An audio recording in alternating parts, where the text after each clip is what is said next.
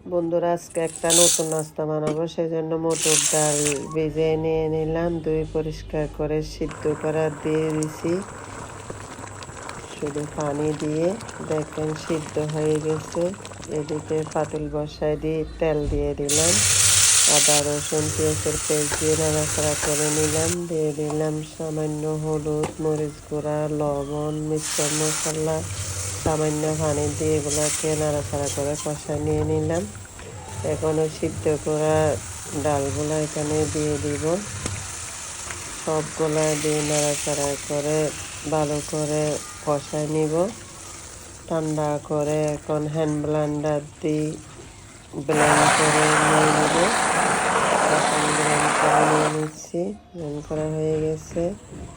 ওনাগুলাকে আবার চুলায় দিয়ে একদম শুকনা শুকনা করে রান্না করে নিয়ে নিলাম।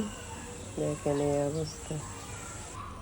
এখন ঠান্ডা হওয়ার পর দেখেন এরকম কালার হয়েছে। এখন এদিকে আমি ছোটো করে রুটি বানিয়ে নিয়ে নিছি ডাল পুরি বানানোর জন্য। এখানে এগুলা দিয়ে আর একটা রুটি উপরে দিয়ে সিল করে দিয়ে দিলাম। কাঁটা চামচ দিয়ে একটু ডিজাইন করে দিয়ে দিলাম।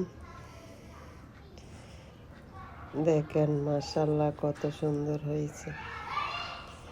দেখে আরেক রকম বানানোর জন্য আরেকটা বড় রুটিতে ডাল দিয়ে আরেকটা উপরে রুটি দিয়ে দিলাম। এখন কেটে নিচ্ছি। এগুলাকে শিমের ফুলের মতো শেপ দিয়ে নিয়ে নিলাম। আমরা এগুলাকে শিমের ফুল বলে থাকি। দেখেন, ধন্যবাদ সবাইকে।